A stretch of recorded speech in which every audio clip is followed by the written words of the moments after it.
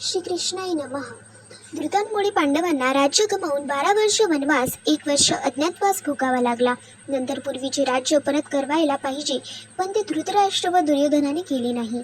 भगवान श्रीकृष्ण शिष्टाईसाठी गेले असताना दुर्योधनाने शिष्टाई मान्य केली नाही. शेवटी 5 गावे तरी पांडवांना द्या असे भगवान श्रीकृष्ण म्हणाले.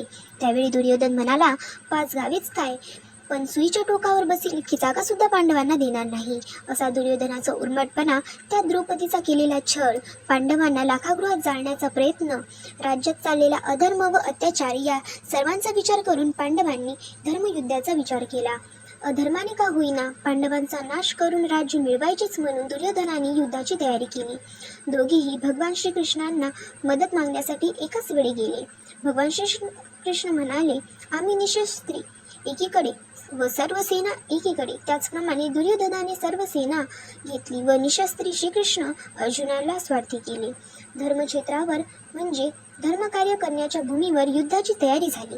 युद्धे समोरासमोर उभे राहिली. त्यावेळी श्रीकृष्ण अर्जुनाला भीष्माचार्य, द्रोणाचार्य यांना नमस्कार करून आशीर्वाद घेण्यासाठी पाठवले. त्याचवेळी भीष्माचार्य, द्रोणाचार्यांनी अर्जुनाला विजयी होऊ असा आशीर्वाद दिला. त्याचवेळी दुर्योधनाच्या मनात संशयाची पाल चुकचुकली. पांडवांना धर्म पाहिजे होता, दुर्योधनाला राज्य पाहिजे होते. दुर्योधनाचे वडील धृतराष्ट्र आंधळे होते, पण आपल्या पुत्राचे हित चितत होते. संजयाला व्यासापासून दूरदृष्टी व दूरश्रवणी विद्या प्राप्त होती. पादक कर्मभूमीवर युद्ध करता एकत्र झालेल्या माझ्या व पांडूंच्या पुत्रांना काय केले? क्रमाने उभ्या असलेल्या सैन्याला पाहून राजा दुर्योधन द्रोणाचार्याजवळ जाऊन म्हणाला, आचार्य, आपला बुद्धिमान शिष्य द्रुपदपुत्र यांनी व्यूह रचून उभी केलेली ही विशाल पांडव सेना पहा. या सैन्यात भीमा अर्जुनासारखे मोठमोठे शूरवीर धनुर्धर महारथी आहेत, जसे की युधान, द्रुपद, दृष्टकेतू, चेकितान, बलशाही पराक्रमी, काशीराज, पुरुजित, कुंतीभोज व नरश्रेष्ठ शेब हे आणखी महारथी आहेत. दुर्योधन आचार्यांना म्हणतो, महान पराक्रमी युद्धामनू, अतिबलवान उत्तमोज, सुभद्रापुत्र अभिमन्यू व द्रौपदीचे 5 पुत्र प्रतिविंध्य, सुतसोम, श्रुतवर्मा, शतानिक आणि श्रुतसेन हे सगळेच महारथी आहेत. हे द्विजवर्या, आता मी आपल्या सैन्यातील जे प्रमुख योद्धे आहेत त्यांचे नाव सांगतो. हे जाणून घेतल्यानंतर काय कर्तव्य आहे हे ठरवता येईल. आपल्या सैन्यातील प्रमुखांपैकी आपण स्वतः भीष्म पितामह, कर्ण, कृपाचार्य, अश्वस्थामा, विकर्ण आणि सोमदत्ताचा मुलगा पुरुश्रवा या वेगळे आपल्या सैन्यांमध्ये अनेक असे योद्धे विविध शस्त्रांचे जाणते आणि चातुर्याने युद्ध करणारे असून माझ्याकरिता जीवावर उदार झालेले आहेत. पितामह भीष्म आमचे सरसेनापती असून आमचे सैन्य अमर्याद आहे. ते सैन्य मर्यादित आहे, तरी तुम्ही व्यूहरचनेच्या नियमाप्रमाणे सर्वांनी आपापल्या ठरलेल्या जागी प्रवेशद्वारावर सावधगिरीने उभे राहून भीष्म पितामहांचे रक्षण करा. दुर्योधन घाबरलेला पाहून कुरुश्रेष्ठ महाप्रतापी भीष्माने दुर्योधनाला उत्साह उत्पन्न करण्याकरिता सिंहनादाप्रमाणे गरजून मोठ्याने शंख वाजविला. नंतर शंख, नगारा, ढोल, मृदंग, नृसिंह आदी वाद्ये एकदम वाजू लागली. त्या नादाने 10 दिशा अगदी दणाणून गेल्या. कौरवांच्या सैन्यात अशा रणवाद्यांचा कडकडाट झाला. बरोबर पांडव सैन्यात पांढरे शुभ्र घोडे सोडलेले भव्य रथावर विराजमान झालेल्या भगवान श्रीकृष्णांनी आणि अर्जुनांनी देखील आपापले दिव्य शंख वाजवले. भगवान श्रीकृष्णाने 5 जन्य, अर्जुनाने देवदत्त आणि भीमाने प्रौढ नावाचा महाशंख वाजविला. कुंतीपुत्र युधिष्ठिराने अंतविजय, याचप्रमाणे नकुलाने सुघोष दत्त सहदेवाने मणिपुष्प नावाचा शंख वाजविले. श्रीराज महारथी श्रीखंडी, विराट राजा आणि अपराजित साहतिक द्रुपद राजा, द्रुपदीचे 5ही पुत्र आणि अजानुबाहू सुभद्रापुत्र अभिमन्यू या सर्वांनी आपापले निरनिराळे शंख वाजविले. आकाश आणि पृथ्वी दणाणून सोडणाऱ्या या शंखाच्या महाभयंकर नादाने कौरव भयभीत झाले. दोन्ही दळाची पूर्ण तयारी झालेली आहे. धृतराष्ट्राचे पुत्ररत्न दुर्योधन, दुःशासनही युद्ध करण्यासाठी आपापल्या ठिकाणावर उभे राहिले आहेत. शस्त्रांचा वर्षाव होण्यासाठी वेळ आलेली पाहून ज्याच्या ध्वजावर मारुती आहे असा अर्जुन आपले धनुष्य उचलून म्हणाला, हे श्रीकृष्णा, माझा रथ दोन्ही सैन्याच्या मध्यभागी नेऊन उभा करा. अर्जुन कृष्णाला म्हणाला, माझा रथ दोन्ही सैन्याच्या मधोमध नेऊन उभा करण्याचे कारण मला कोणाशी युद्ध करावायचे आहे हे मला पाहून घेता यावे. दृष्टबुद्धी दुर्योधनाचे हितचिंतक जे इथे युद्ध करण्यासाठी आले आहेत त्यांना पाहू द्या. संजय म्हणाला, अर्जुनाने आपला रथ दोन्ही सैन्याच्या मध्यभागी न्यावा अशी प्रार्थना केल्यानंतर भगवान श्रीकृष्णांनी मोठे राजे गुरु द्रोणाचार्य व पितामह भीष्म यांच्या अगदी समोर रथ उभा करून त्याला म्हणाले, अर्जुना, युद्धाकरिता तयार असलेल्या कौरवांचे सैन्य पहा.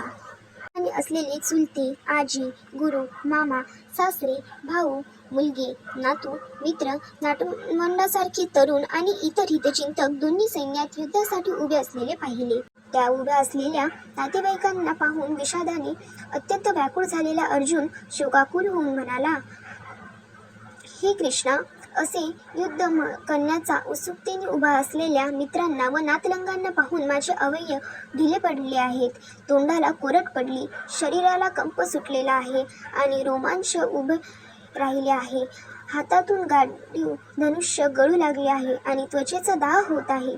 मी उभ्या राहण्यास असमर्थ आहे. मला स्वतःचाच विचार पडला आहे. अंतःकरण व्यामोहित झाले आहे. हे श्रीकृष्णा, मला विपरीत चिन्हे दिसत आहेत.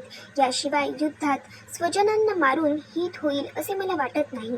अर्जुन म्हणाला, मला धवल यशाची आणि त्यामुळे प्राप्त होणाऱ्या राज्याची व उपभोगाची तथा जिवंत राहण्याची इच्छा आता उरली नाही. ज्या स्वजनांना करिता राज्योपभोग सुख इच्छिले होते तेच धनाची आणि प्राणाची आशा सोडून युद्धाला सिद्ध झाले आहेत. गुरु, वडील, पुत्र तसेच आजे, मामा, सासरे, नातू, मेहुणे त्याचप्रमाणे इतरही आप्त आहेत जे, हे मधुसूदना, जरी त्यांची इच्छा माझा वध करण्याची असली अथवा एका पृथ्वीच्या राज्यकर्ता नव्हे तर तिन्ही लोकांचे राज्य मिळत असेल तरीही मी त्यांचा वध करू इच्छित नाही. अर्जुन म्हणाला, हे भगवंता, धृतराष्ट्रांचे पुत्र आततायी आहेत. कौरवांना ठार मारून आम्हाला कोणते सुख प्राप्त होणार आहे? उलट या दृष्टांना मारल्याने आम्हाला पापच लागेल सांगतो. म्हणूनच हे माधवा, आपले बांधव जे कौरव त्यांना मारणे योग्य नव्हे, कारण स्वजनांना मारून आम्ही सुखी कसे होऊ? दुर्योधनकांची बुद्धी राज्यलोभाने भ्रष्ट झालेली आहे. त्यामुळे त्यांना कुलक्षयाचे दोष, त्याप्रमाणे मित्रद्रोहाचे घडणारे पातक दिसत नाही, पण आम्हाला ते स्पष्ट दिसतात. त्या पापापासून परावृत्त होण्याची जाणीव झाल्याशिवाय कशी राहील? कुलक्षय झाला म्हणजे शाश्वत चालत आलेल्या कुलधर्म नाहीसे होतात. ते नष्ट होणे म्हणजेच कुळाला अधर्माने ग्रासणे होय. हे श्रीकृष्ण, अधर्माने कुळाला ग्रासले तर कुलीन स्त्रिया दूषित होऊन व्यभिचारास प्रवृत्त होतात. त्यामुळे वर्णसंकर प्रजा उत्पन्न होते. वर्णसंकर कुलक्षय करणाऱ्यांचा त्याचप्रमाणे कुळालाही नकारला नेतो. पितरांना पिंडदान लोपल्यामुळे त्यांचे पितर अधोगतीला जातात. कुळघातकीयांच्या या वर्णसंकर निर्माण करणाऱ्या दोषांनी परंपरागत कुलधर्म व जातीधर्म नष्ट होतात. हे भगवंता, ज्याने कुळधर्म नष्ट झाले आहेत ते निश्चितपणे नियत काळासाठी नकारला जातात असे आम्ही ऐकतो.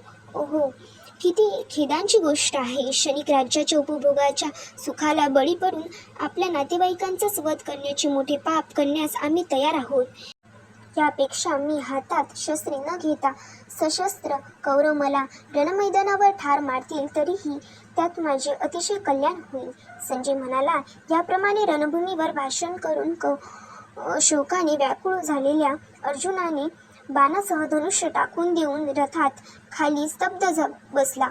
लोकलेल्या तत्वज्ञानातील यव ब्रह्मविद्या अंतर्गत योगशास्त्रातील श्रीकृष्ण अर्जुन संवादात्मक अर्जुन विषयी योग नावाचा पहिला अध्याय समाप्त. राधे राधे.